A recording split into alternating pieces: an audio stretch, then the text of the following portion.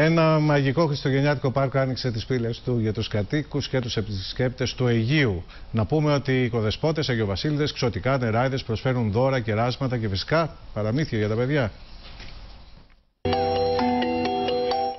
Μια φορά και έναν καιρό, μια όμορφη, χαμογελαστή και ηλιόλουστη πόλη, το Αίγαιο, αποφάσισε πως κάθε Χριστούγεννα θα διηγείται ένα παραμύθι σε μικρούς και μεγάλους και θα μετατρέπεται σε πόλη παραμυθένια, καλώντας μας να πιστέψουμε ξανά στα θαύματα των παιδικών μας χρόνων. Έτσι και φέτος, για 5η συνεχή χρονιά, το υπέροχο παραμύθι του Hans Christian Andersen, ο Μολυβένιος στρατιώτης, εκτιλήσεται στον παραμυθένιο κήπο του Πάρκου των Χριστουγέννων και μας καλεί να συμμετέχουμε στη γιορτή ως τις 8 Ιανουαρίου του 2017.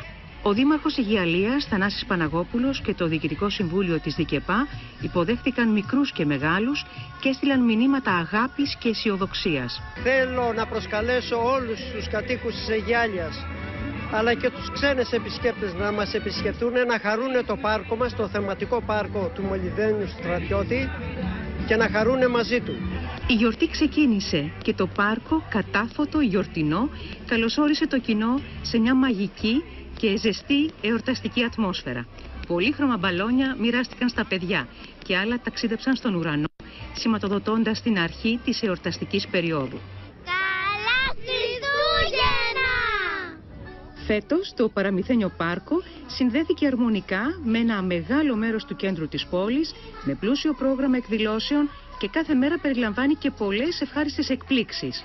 Το ξωτικό θα μας καλωσορίζει και θα μας ξεναγεί στα δρόμενα του παραμυθιού.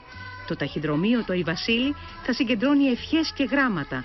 Και το λιχουδόσπιτο θα κερνά τους επισκέπτες ευωδιαστά κεράσματα. Το νεραϊδόσπιτο θα μεταμορφώνει τα παιδικά πρόσωπα και το σπίτι της αγάπης θα συγκεντρώνει τρόφιμα, ρούχα και παιχνίδια για συνανθρώπους που έχουν ανάγκη. Τι έχεις ζητήσει στον Αγιο Βασίλη φέτος? Θέλω το σπίτι της Πέπας. Ο Μολυβένιος στρατιώτης διδάσκει στα παιδιά τη διαφορετικότητα και την αποδοχή της. Σε έναν κόσμο που η διαφορετικότητα χαρακτηρίζεται ως αδυναμία, ο Άντερσεν με ένα μαγικό τρόπο υπογραμμίζει και θαυμάζει τη δύναμη της ανθρώπινης θέλησης, που παραμερίζει όλα τα εμπόδια και παλεύει για όλα όσα ονειρεύεται.